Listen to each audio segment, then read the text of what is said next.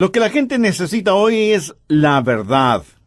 Alguien al respecto oró de la siguiente manera: Señor, líbrame de la cobardía que no se atreve a enfrentar la verdad. Líbrame de la ociosidad que se contenta con las medias verdades. Y líbrame de la arrogancia de creer que tengo toda la verdad. Amén. Es mi esperanza que usted no sea cobarde al enfrentar la verdad, ni sea ocioso para aceptar medias verdades, ni sea arrogante pensando que no necesita ninguna verdad. Recuerde que es el conocimiento de la verdad lo que transforma. En alguna parte leí, no somos lo que pensamos que somos, más bien lo que pensamos, eso somos. ¿Lo entendió? Permítame repetirlo. No somos lo que pensamos que somos, más bien lo que pensamos, eso somos. Ahora le invito a buscar Proverbios 23:7. La primera parte de este versículo dice: porque cuál es su pensamiento en su corazón, tal es él. Si eso es verdad, si el conocimiento es poder, necesitamos el conocimiento de la palabra de Dios para tener poder espiritual. Necesitamos ser moldeados, motivados y dirigidos por la palabra de Dios. Y sin embargo, muchos seres humanos, aun para muchos creyentes que me escuchan, la Biblia permanece como un libro cerrado, misterioso. Y aunque dicen que leen la Biblia, en realidad no la entienden. No hay atajos, no hay una forma fácil, cómoda o mágica de entender la Biblia. Es difícil, lo admito, pero no imposible.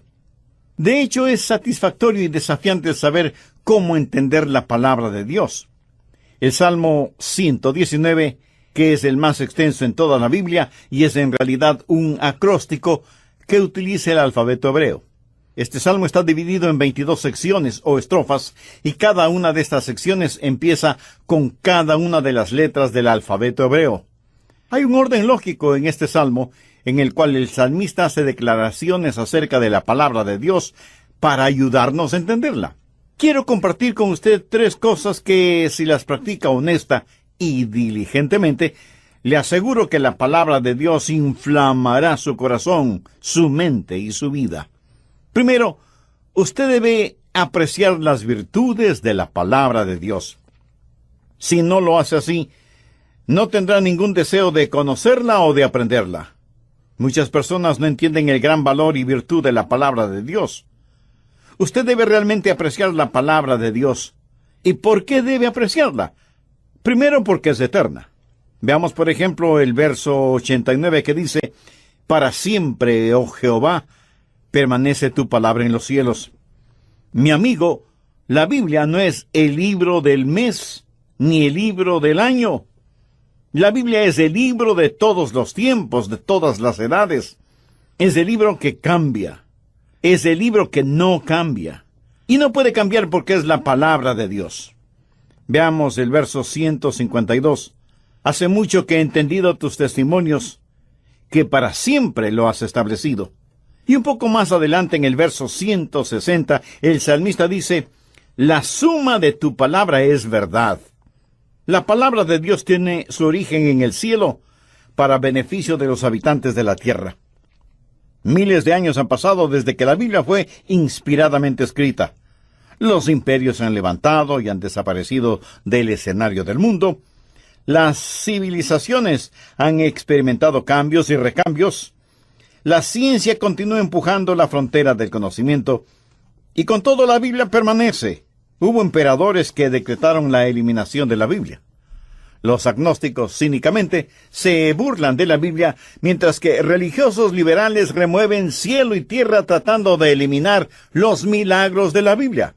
Los materialistas simplemente la ignoran, y los cultistas radicales deliran por desacreditarla. Y sin embargo, la Biblia permanece firme, a pesar de tanta predicación avergonzante. El doctor Robert Lee fue un gran hombre de Dios, y con referencia a la Biblia, él dijo lo siguiente: ni todos sus enemigos han podido rasgar su sacra vestidura, ni robar ni una sola flor de su hermoso jardín, ni diluir ni una sola gota de la miel de sus abundantes colmenas, ni romper ni una sola de las 1000 cuerdas de su arpa, ni hacer desaparecer ni una sola de sus dulces palabras en la tinta de su infidelidad. Hermoso, ¿eh? Y en el Nuevo Testamento, en 1 de Pedro 1:25, leemos: mas la palabra del Señor permanece para siempre. La Biblia es eterna, actual e indestructible. Esas son las virtudes de la palabra de Dios que usted debe apreciar. Leamos el verso 142. Tu justicia es justicia eterna, y tu ley, la verdad. Y en un verso más adelante, en el 151, el salmista dice: cercano estás tú, oh Jehová, y todos tus mandamientos son verdad. Y concluye esta estrofa diciendo: la suma de tu palabra es verdad. Una vez Pilato le preguntó a Jesús: ¿qué es la verdad? En el Evangelio de Juan capítulo 17, Jesús, hablando de su Padre, dijo: tu palabra es verdad. En este mundo actual, que ha perdido respeto y aprecio por la verdad, usted puede declarar sin dudas ni vacilaciones que la Biblia es la verdad. En estos días tenemos pseudoteólogos que dicen que la Biblia debe ser reexaminada. En lo que a mí respecta, son ellos los que deben ser reexaminados. Pero en serio, hoy estamos enfrentando toda clase de ataques contra las verdades bíblicas. El ataque frontal viene de los religiosos liberales que la niegan. Y por la retaguardia están los fanáticos que dicen: no me importa lo que la Biblia diga. Lo que importa es lo que he experimentado. El apóstol Pablo tuvo que enfrentar a gente así. Veamos 1 Corintios 14, versos 37 y 38. Si alguno se cree profeta o espiritual, reconozca que lo que os escribo son mandamientos del Señor. Mas el que ignora, ignore.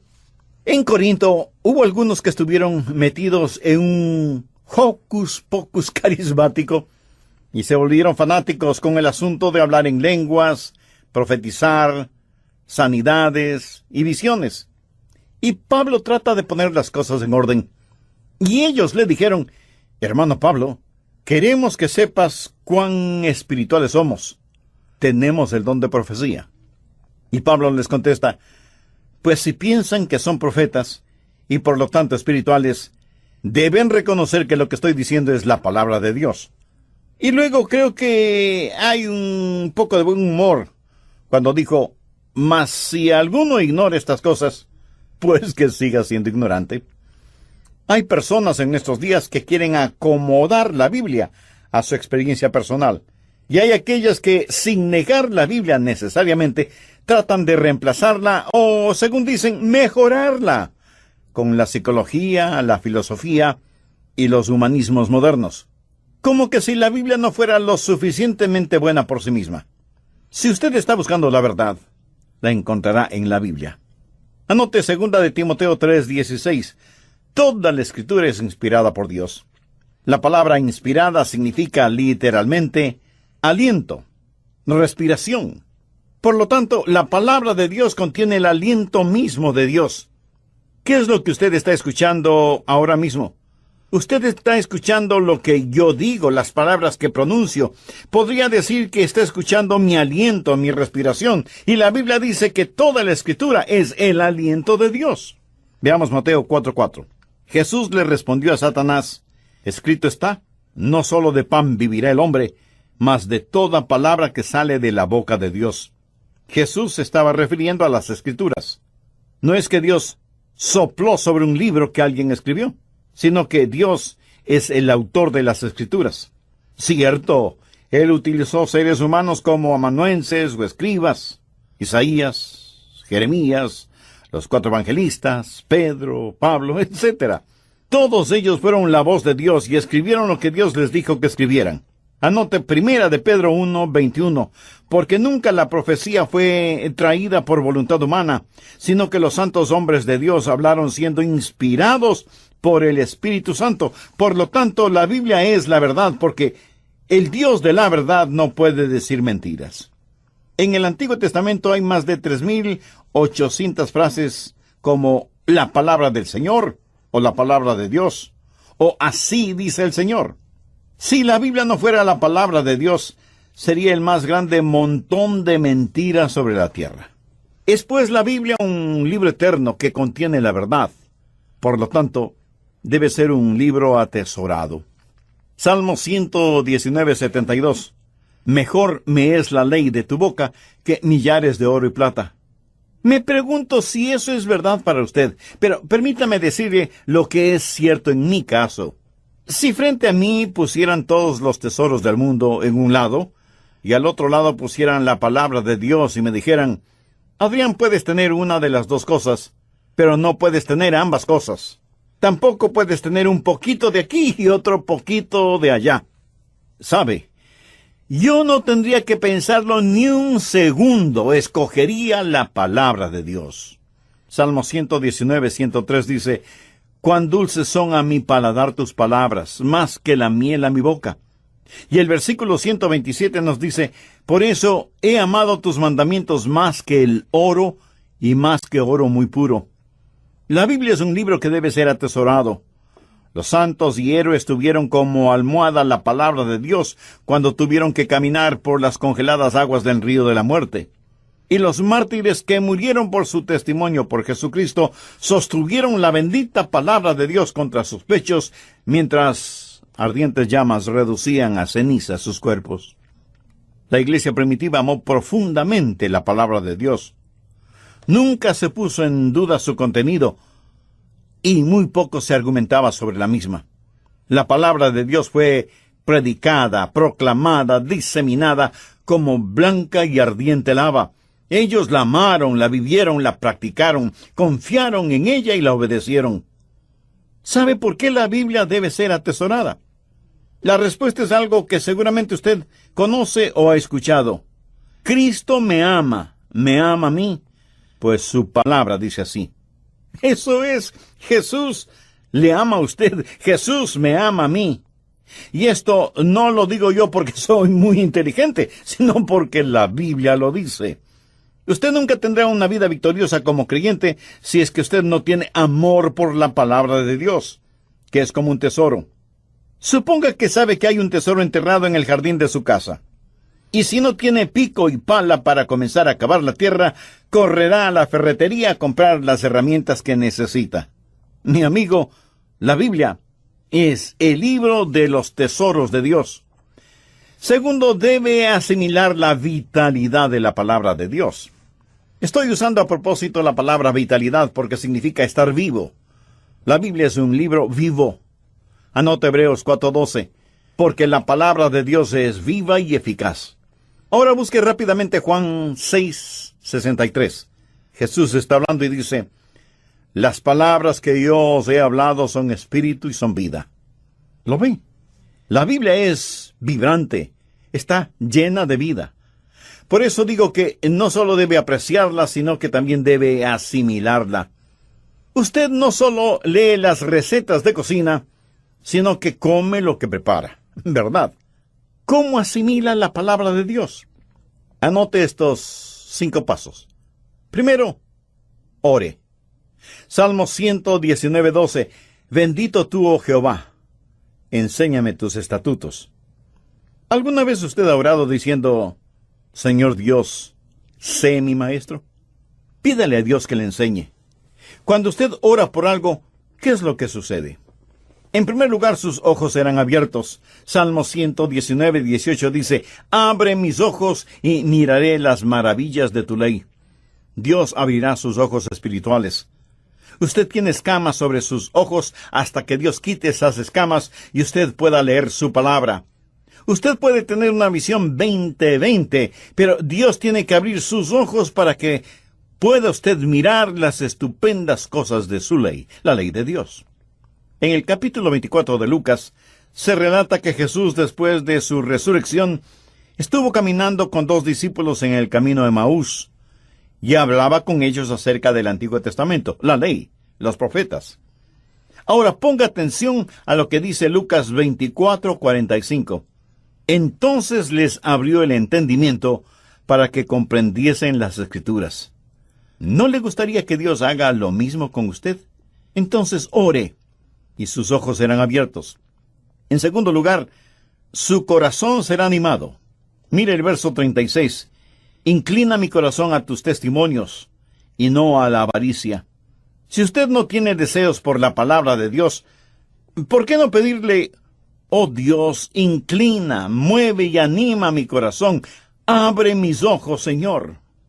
Mi amigo, sus ojos serán abiertos espiritualmente, su corazón será animado y su mente será iluminada. Veamos el verso 37. Tus manos me hicieron y me formaron. Hazme entender y aprenderé tus mandamientos. Frecuentemente al preparar estos mensajes dejo de lado mi lápiz o pluma, inclino mi cabeza y digo: oh Dios, ayúdame a entender esto. Abre mi entendimiento. Y cuando oramos, nuestros ojos serán abiertos, nuestro corazón será animado y nuestra mente será iluminada, para que entendamos la palabra de Dios. Así asimilaremos la palabra de Dios. Pero no solamente debemos orar, sino también meditar en la palabra. Salmo 119:15. En tus mandamientos meditaré, consideraré tus caminos. Veamos ahora el verso 147. Me anticipé al alba y clamé: esperaré en tu palabra.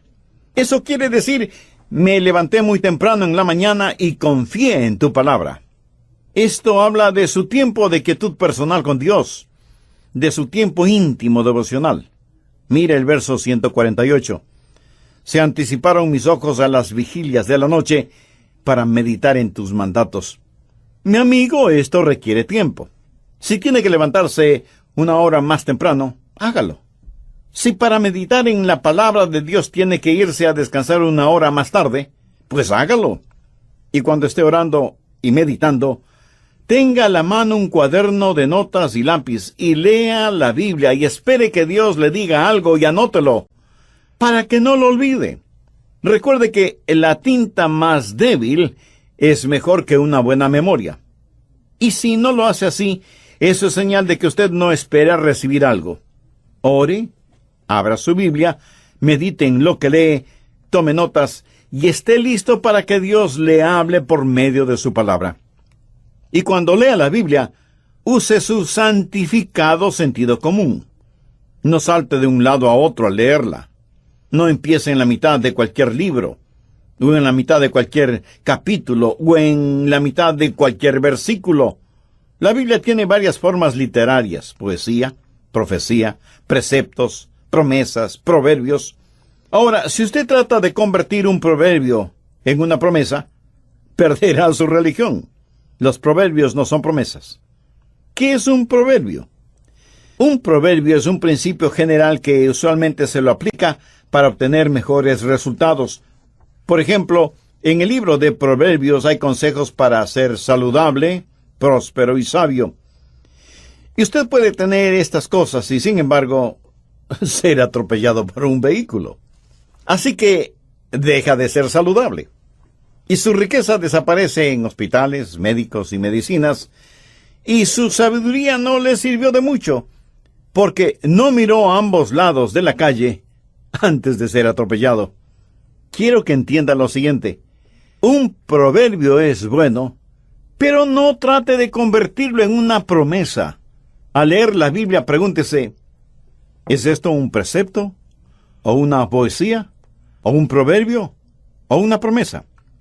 Sabe que Dios le dio una mente. La Biblia dice que tenemos la mente de Cristo. Así que use su mente. Al estudiar la Biblia, medite en ella. A veces la gente pregunta: ¿se debe interpretar la Biblia literal o figurativamente? Y la respuesta es sí. Se la debe interpretar figurativa y literalmente. Por ejemplo, la Biblia está llena de simbolismos. En el Apocalipsis, el diablo está simbolizado como un enorme dragón que tiene un rabo tan grande que con él barre la tercera parte de las estrellas del cielo. El telescopio más poderoso del mundo ha descubierto un nuevo planeta a billones de años luz de la Tierra. Ahora piense si habrá un dragón tan colosal cuyo rabo sea lo suficientemente largo como para barrer estrellas que están a billones de años luz de distancia. El dragón simboliza al diablo y las estrellas simbolizan a los ángeles caídos. Lo que usted tiene que hacer es descubrir lo que el símbolo representa y entonces lo cree literalmente. Pero jamás diga, oh no, ese es puro simbolismo, porque el diablo no existe. En la actualidad, y casi en todo el mundo, ya son conocidos los dos arcos amarillos de las hamburguesas McDonald's. Cualquier niño que no sabe ni leer sabe lo que esos dos arcos significan. Esos arcos son un símbolo. Si usted ve esos arcos amarillos dirá, oh, eso es solo un símbolo. Los restaurantes McDonald's no existen. Y las hamburguesas tampoco. No lo diría, ¿verdad? Conozca lo que el símbolo representa y entonces haga la aplicación literal. Cuando usted lee la palabra de Dios, ore y medite, pídale a Dios que le enseñe y hágase las siguientes 6 preguntas. Primera, ¿hay una promesa que reclamar? Segunda, ¿hay una lección que aprender? Tercera, ¿hay una bendición para regocijarse? Cuarta, ¿hay un mandamiento que obedecer? Quinta, ¿hay un pecado que evitar? Y sexta, ¿hay un nuevo pensamiento que debo llevar? El verso 11 del Salmo 119 dice, en mi corazón he guardado tus dichos para no pecar contra ti. Y 4 versículos más adelante, en el verso 16 leemos, me regocijaré en tus estatutos, no me olvidaré de tus palabras. ¡Qué maravillosa realidad! Poder guardar la palabra de Dios en el corazón. ¿Sabía que usted puede recordar más cosas de las que dice que recuerda? Así que no me venga con el cuento de que no puede recordar. Escuche, usted no podría funcionar de ninguna manera si no recordara cosas. Muchos de nosotros, aún en los países subdesarrollados, tenemos algún medio de transporte personal, un vehículo. No importa la marca o el modelo. Y quienes manejamos, tenemos que recordar constantemente no solo dónde está el acelerador, sino también dónde está el freno. Si no es así, muy pronto estaremos usando el carro de Armando, o sea, 2 cuadras a pie y 2 cuadras caminando. Memoria. Funcionamos por medio de la memoria, y la memoria viene por medio de la concentración y la motivación, y la memoria funciona mejor mientras más se la usa. Por eso dije hace algunos instantes que usted puede recordar más de lo que piensa que puede recordar. Solo haga trabajar su memoria de manera especial para guardar, para retener, para atesorar la palabra de Dios. Su mente es algo maravilloso. A mi esposa le fascina coleccionar cajitas pequeñas o cofrecitos. Algunos son hábilmente tallados en maderas preciosas y decorados con joyas. Y cuando uno ve una de estas obras de arte, simplemente dice, ¡qué cofrecito más hermoso! La mayoría de las mujeres usa este tipo de cofres para guardar joyas. Claro que muchas veces el cofre vale más que las joyas que guarda. Pero algunas veces, si usted mira dentro de esos cofrecitos, no los encuentra con joyas, sino con palillos de dientes, unos botones viejos, un par de imperdibles torcidos, una penilla rota, y hasta un caramelo de menta de quién sabe qué siglo. ¡Qué lástima! Tan hermoso y valioso cofre, lleno de basura. Mi amigo, nuestra mente es como ese cofre, y a veces la llenamos solo con basura. ¡Qué cosa tan extraordinaria que Dios nos regaló cuando nos dio la mente! Escuche, usted no puede meditar en la palabra de Dios a menos que use su mente. Su mente es como un jardín. ¿Ha notado con qué facilidad crecen las hierbas malas, aunque no las haya sembrado? ¿Y qué difícil es cultivar flores o vegetales? ¿Por qué? Porque cuando Adán pecó, su mente se volvió un jardín de hierbas malas. Y para que su mente pueda guardar la palabra de Dios, usted tiene que cultivar su mente, tiene que eliminar toda la hierba mala de su jardín. Finalmente usted debe practicar la palabra de Dios. Veamos el Salmo 119, los primeros 5 versículos. Bienaventurados los perfectos de camino, los que andan en la ley de Jehová. Bienaventurados los que guardan sus testimonios, y con todo el corazón le buscan. Pues no hacen iniquidad los que andan en sus caminos. Tú encargaste que sean muy guardados tus mandamientos. Ojalá fuesen ordenados mis caminos para guardar tus estatutos. ¿Quiere aprender más de la palabra de Dios? Entonces, obedezca la parte de la voluntad de Dios que ya conoce. Mientras más obedece, más aprende. Y no faltará quien me diga, Pastor, hay un montón de cosas en la Biblia que no las entiendo. Y yo a la vez le pregunto, ¿está obedeciendo las cosas que sí entiende? No es suficiente el recitar las promesas de Dios sin obedecer los mandamientos de Dios. Permítame compartir con usted un sencillo secreto. ¿Quiere aprender más de la palabra de Dios? Entonces, obedezca la parte de la palabra de Dios que ya conoce. Mientras más obedece, más aprende. Y no faltará quien diga, pero se me hace muy difícil. Y otra vez yo le pregunto, ¿está obedeciendo lo que no le es difícil? Se cuenta que el famoso escritor norteamericano Samuel Langhorne, que escribió bajo el seudónimo de Mark Twain, dijo lo siguiente: no es la parte de la Biblia que no entiendo lo que me da problemas. Es la parte que sí entiendo la que me inquieta. Una declaración como para ponerse a pensar, ¿no es cierto? Puede haber misterios y cosas que usted no entiende acerca de el dedo intermedio del pie izquierdo de alguna bestia en el Apocalipsis. Pero permítame decirle que sí puede entender cuando la Biblia dice que debemos amarnos los unos a los otros. Claro que muchos seres humanos prefieren romperse la cabeza tratando de descifrar los misterios del Apocalipsis que cumplir con el mandamiento de amarnos mutuamente.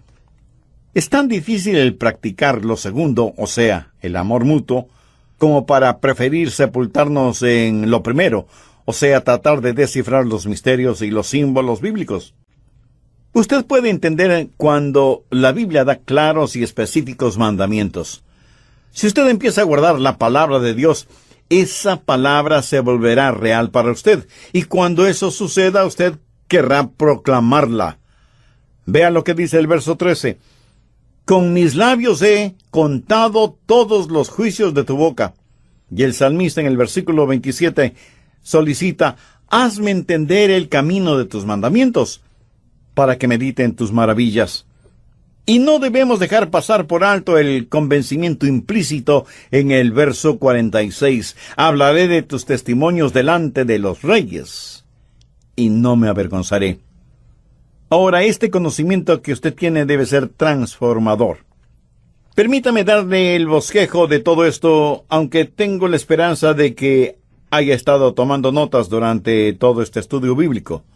Si lo hizo, usted ya tiene un bosquejo excelente de este mensaje. Primero, la palabra de Dios es una fuente de victoria. Verso 45. Y andaré en libertad, porque busqué tus mandamientos. Así como Jesús en el desierto venció a Satanás con la palabra de Dios, usted también vencerá. Segundo, la palabra de Dios es una fuente de crecimiento. Verso 32. Por el camino de tus mandamientos correré, cuando ensanches mi corazón. La gente dice, oh, pastores, estoy tan débil físicamente, difícilmente puedo salir de la cama, no tengo deseos ni siquiera de trabajar. Y pregunto, ¿cuál es su problema? ¿Ha consultado con algún doctor? ¿Sabe de qué está enfermo? No he consultado con ningún doctor. Entonces, a lo mejor es algo que ha comido. Pastor, hay un restaurante al que voy los domingos, si es que no está lloviendo, y ahí como, y eso es todo mi alimento. ¿Me quiere decir que solo come los domingos en ese restaurante al que va si es que no está lloviendo? Así mismo es, pastor. Mi amigo, no en vano usted está tan débil. Escúcheme, si usted no aprende a alimentarse con la palabra de Dios, no crecerá. Anote 1 de Pedro 2:2. Desead como niños recién nacidos la leche espiritual no adulterada, para que por ella crezcáis para salvación. La palabra de Dios es fuente de crecimiento y de gozo. David dijo, por heredad he tomado tus testimonios para siempre, porque son el gozo de mi corazón. La palabra de Dios es una luz guiadora e iluminadora. Lámpara es a mis pies tu palabra, y lumbrera mi camino. quiere tener gozo, poder y victoria, quiere tener la capacidad de vencer al enemigo, tenga la palabra de Dios en su corazón y podrá apropiarse de estas cosas. Para aquellos que no son creyentes, o para aquellas personas que nunca han buscado la salvación, permítame darle la Biblia en forma de cápsula. La Biblia enfrenta un solo problema: el pecado. La Biblia tiene un solo villano: el diablo. La Biblia tiene un héroe, y su nombre es Jesús. La Biblia tiene un solo propósito: la gloria de Dios. La Biblia es como una espada de dos filos. Si no le hiere para salvarle, le herirá para condenarle. Anote 2 Corintios 2, versos 15 y 16. Porque para Dios somos grato olor de Cristo en los que se salvan, y en los que se pierden a estos ciertamente olor de muerte para muerte, y a aquellos olor de vida para vida. Dios quiere que comparta con usted el siguiente versículo de su palabra: porque de tal manera amó Dios al mundo, que ha dado a su Hijo unigénito, para que todo aquel que en él cree no se pierda, mas tenga vida eterna. En las palabras todo aquel está incluido usted, y la frase que en él cree quiere decir que pone su fe, su confianza en Jesús. ¿Para qué? Para que no se pierda. O sea que, para que cuando usted se muera no se vaya al infierno. Amiga, amigo, ¿conoce usted a Jesús? Conoce y estudia y medita en la palabra de Dios. ¿Con qué cosas ha llenado el precioso cofre de su mente? Si usted aún no tiene una relación personal con Jesús, pero quiere tenerla, este es el momento de hacerlo. Le voy a guiar en una sencilla oración. Usted puede repetir mis palabras o utilizar sus propias palabras y decirlas en voz alta o en voz baja, o puede decirlas silenciosamente. Lo importante es que las diga en forma sincera y con absoluta fe.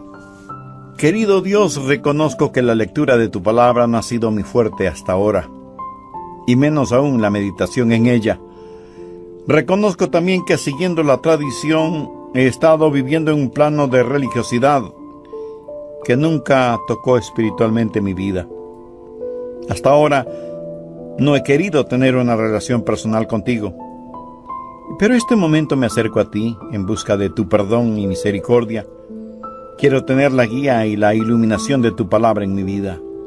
Señor Jesús, sabía de tu amor por mí, de tu sacrificio en el Calvario para pagar las culpas de mis pecados.